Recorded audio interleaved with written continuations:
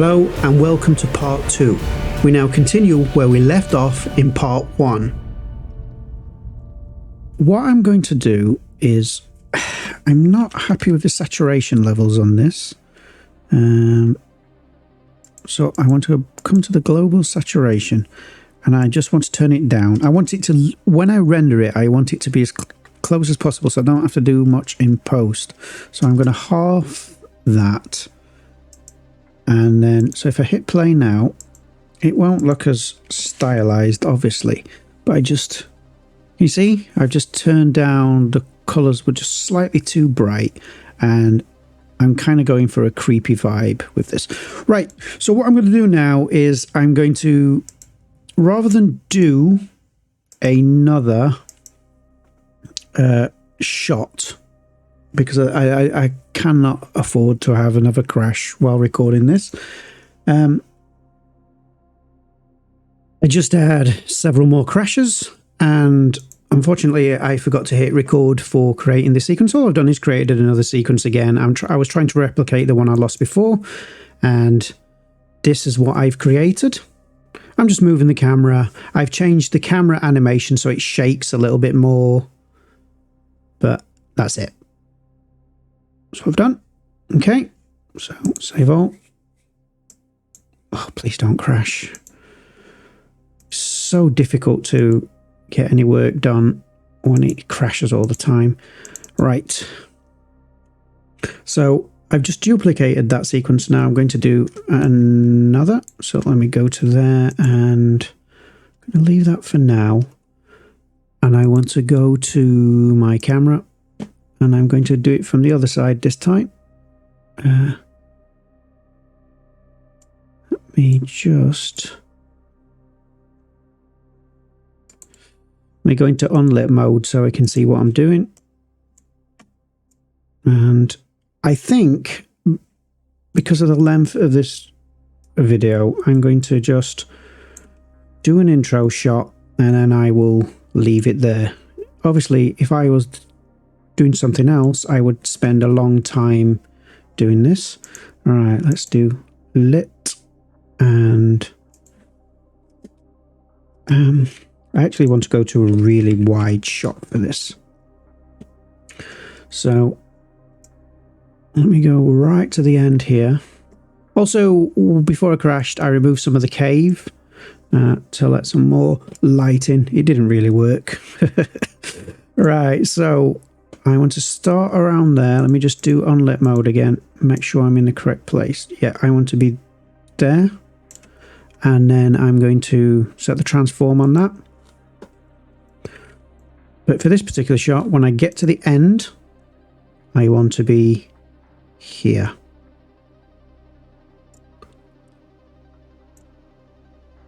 Like so. And we'll set the transform on that. And for the character animation, I want the idle animation that I imported from iClone. So let's do idle. There we go. And that should be fine. And so as you can see, it is now zooming in. I probably want to do this a little bit quicker.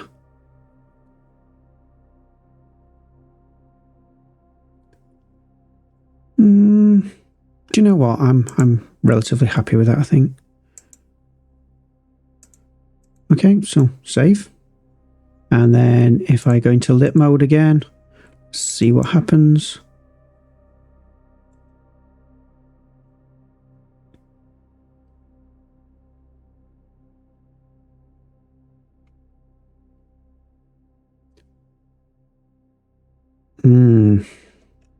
I think with this anamorphic camera, I'm going to go to the beginning. Yep, that's set. Go to the end. And here I want to change the focal length. And let's rise like this. Oh, no.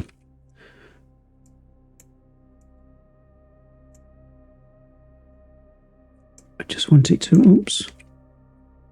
Just like to rotate up slightly. and then adjust the focal length like so. Hit save again. Let's have a look.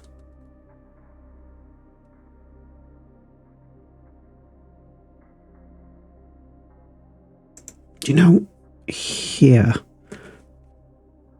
I want to be going along the floor for as long as possible.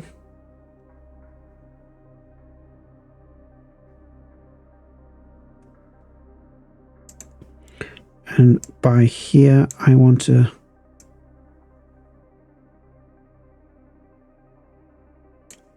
like so.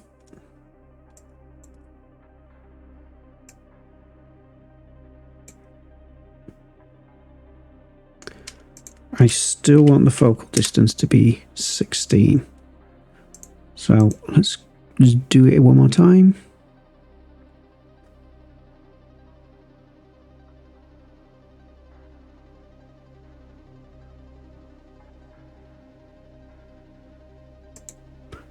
I'm unhappy with how that is there. So what I want to do is change the Z-axis down slightly. So then it goes up to the face. I think I'm actually going to zoom into the face more. And just get rid of those.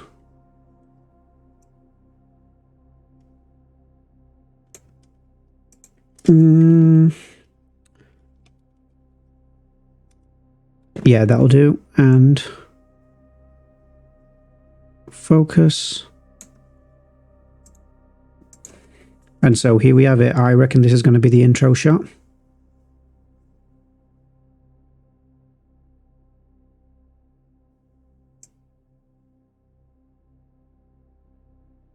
There. Okay, so let me try that again.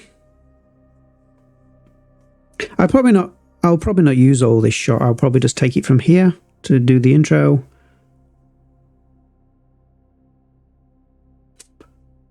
Yep, I'm going to see if I've got something in the project that I can just add a little animation. I'm just trying to find some facial animation just to add for that specific part. Obviously, we'll need a body, so...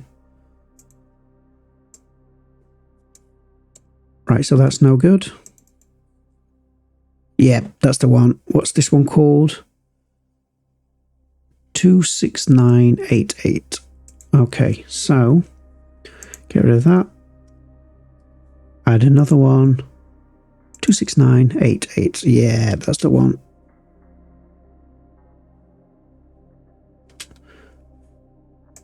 Let me just...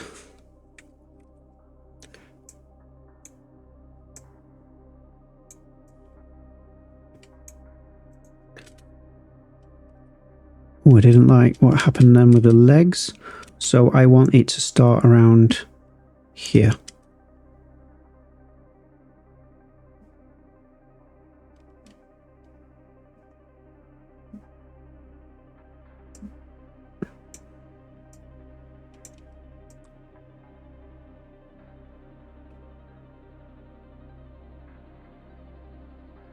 Maybe there. Right, so if I then drag that into there.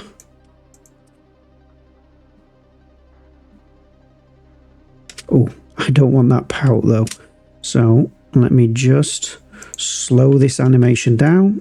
0.9 maybe.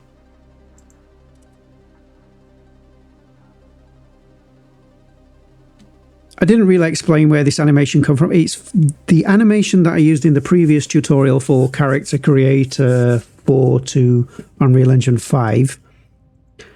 And I'm just repurposing it so I don't have to go back into iClone. Yep, that's the one. Okay, I'm going to hit save and then save all. Please don't crash. Brilliant. Right, so here is our intro scene.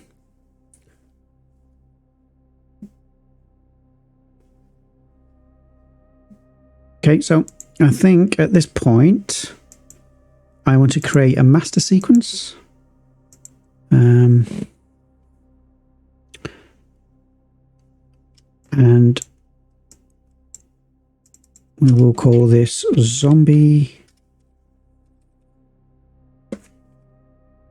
Number slots 3. Sequence to duplicate will be... we will go for zombie 3. And I will do something with this shortly, right? So I'm going to get rid of that, and then I'm going to simply add our zombie 3. Let's set this to 1000 for now. And then let me just do this. Then I want to maybe zombie 2.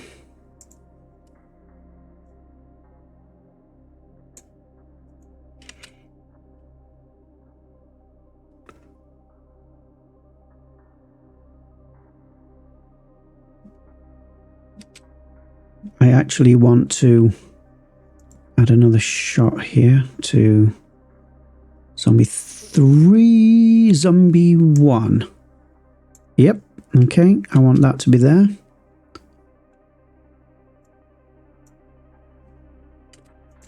Set this to 1500 for now.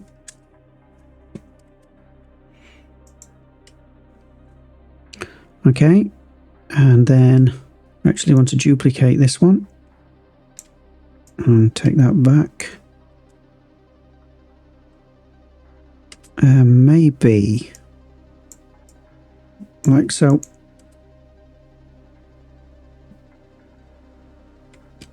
And then from there, get rid of this one.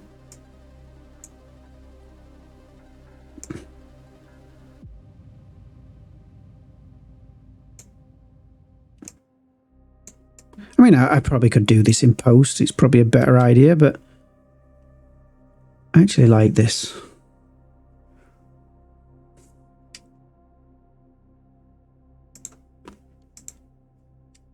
Okay, so I'm going to hit play one more time. Let's set the frames per second to 24. Hit save. Save. Save all. Hit play. Right, so let me just do a run through of this.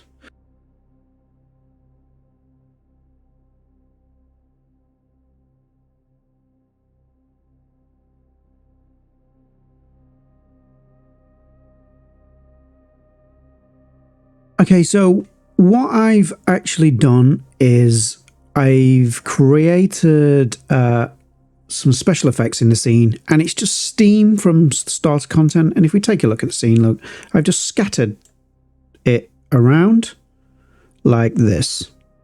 Nothing special, so you've not missed anything. I just simply went to the starter content and just dragged it in, resized it, positioned it. That's it. And so what that gives us is this.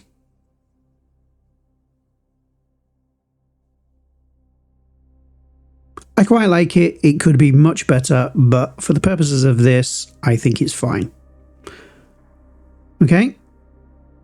Right, so now we need to move on, obviously, to rendering, and I'm going to get onto that right now.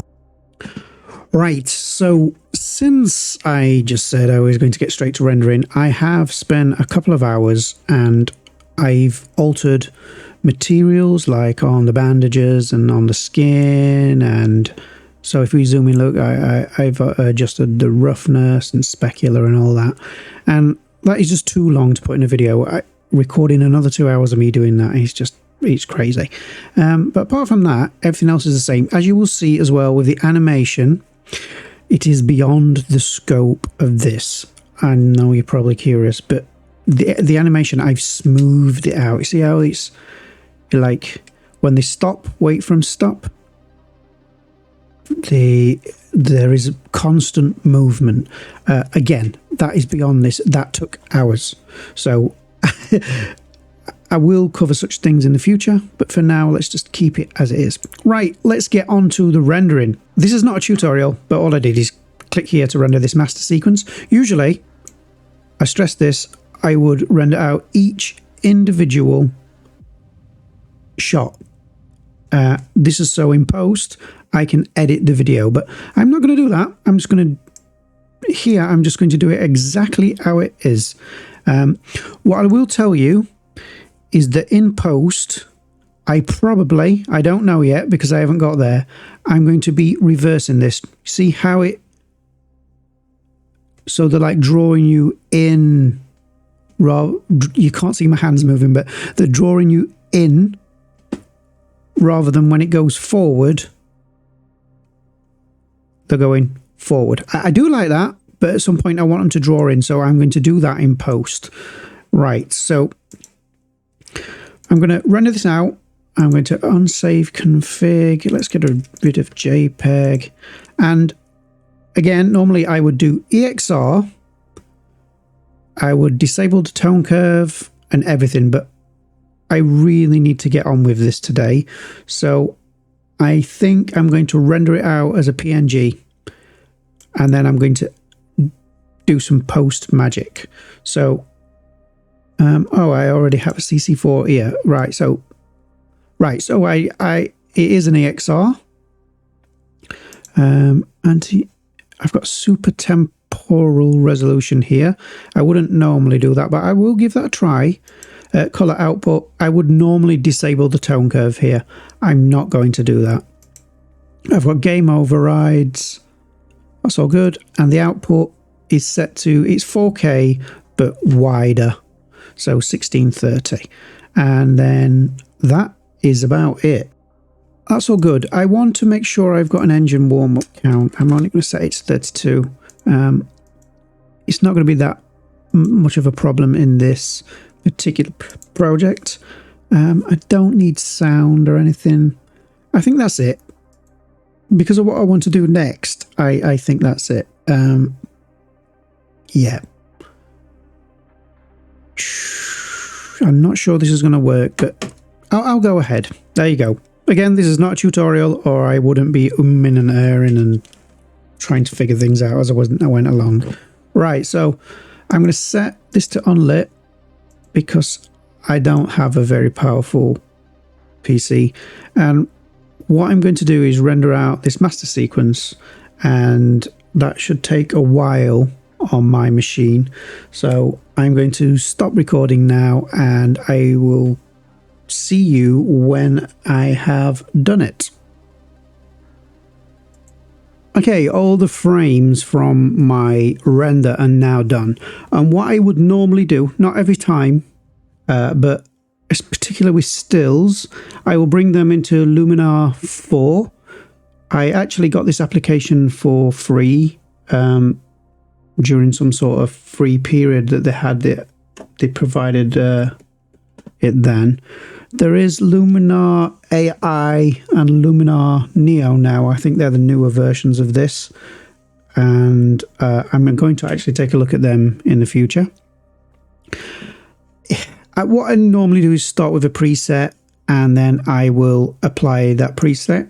And then I will work with the various things like exposure and at the moment, as you can see, I'm trying to bring down the contrast, the saturation. And then I would usually probably just bring up the vibrance, and that's it. There's no real science to this. So obviously I don't edit every single image because there's over 1,000. And so the great thing about this is it does have a way to batch process. So I would drag my images onto here. Let me try that now. Here are all my EXR files exported from the engine. And I would just, one moment, select them all, Control A, drag them in. It doesn't always work.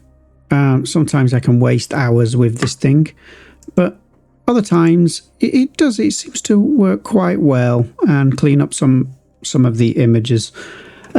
Often I will just go straight into DaVinci Resolve with these EXRs, but sometimes when I want to sharpen something up like this or add contrast, I'm trying to go for like a film look with this. So with the contrast and the film grain, it's all in there. And then I will just convert it to a PNG, sorry, and import that into DaVinci Resolve. And it's as simple as that. What I must stress is that this process is CPU based, I think, and it takes hours. So that's something to bear in mind if you decide to go this route. If you would like to support the channel, you can go to the link in the description and buy me a coffee from buymeacoffee.com. Alternatively, you can click the thanks button underneath this video and help that way. More tutorials are on the way, but for now, could you please hit the like and subscribe button and comment below with any questions? I will see you in the next one.